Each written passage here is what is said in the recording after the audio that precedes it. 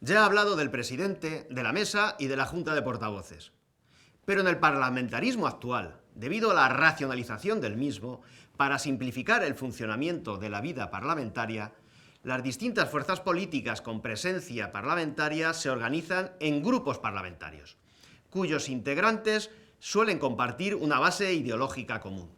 Respecto a los requisitos para su formación, la regla general es la exigencia de 15 diputados y 10 senadores, si bien es cierto que en el Congreso de los Diputados se han habilitado otras alternativas para permitir la formación de grupo parlamentario a formaciones políticas regionales, digamos. En concreto, se concede la posibilidad de formar grupo parlamentario propio también a los diputados de una o varias formaciones políticas que, pese a no reunir ese mínimo de 15, hubieran obtenido un número de escaños no inferior a 5 y al menos el 15% de los votos correspondientes a las circunscripciones en que hubieran presentado candidaturas o el 5% de los emitidos en el conjunto de toda la nación.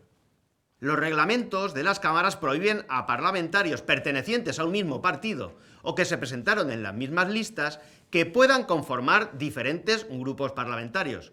Y ello de cara a impedir el fraude de ley que supondría valerse de ese recurso para obtener ventajas en cuanto a financiación, turnos de debate, etc.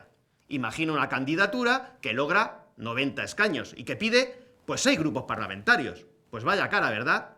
Pues ya ha ocurrido algo similar, considerando que debían tener voz y voto diferente, sus diferentes confluencias, sus diferentes mareas. Aquellos parlamentarios que no se integren en ningún grupo quedan automáticamente inscritos en el grupo mixto, donde se concentran representantes de ideología muy variada, muy diversa. Permíteme también que te cuente la realidad, la cruda realidad.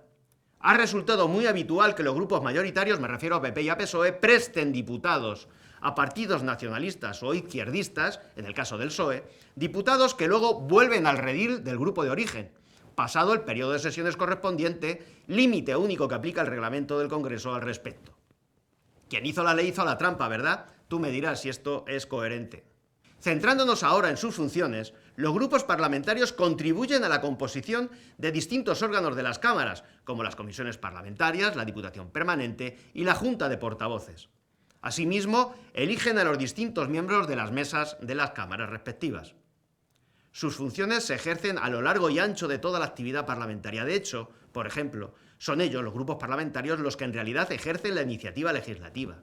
Son los grupos parlamentarios los que presentan proposiciones de ley, enmiendas a la totalidad o proposiciones no de ley. Son los grupos parlamentarios los que gozan de atribución de los turnos de palabra, los que pueden mantener votos particulares para su discusión en el Pleno, etc. Finalmente, es preciso hacer alusión a los grupos territoriales que el reglamento del Senado introduce en la Cámara Alta.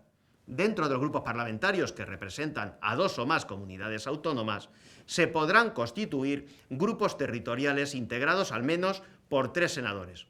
Eso sí, en ningún caso podrá un senador formar parte de más de un grupo territorial. Estos grupos no han alcanzado el protagonismo esperado en el Senado, primero, por carecer de autonomía con respecto a los grupos parlamentarios de origen a los que pertenecen, y segundo, por la limitación de las funciones que no pasan de la asistencia a la Junta de Portavoces y a la participación en los debates del Pleno cuando se delibere sobre alguna materia que afecte directamente a sus respectivas comunidades autónomas.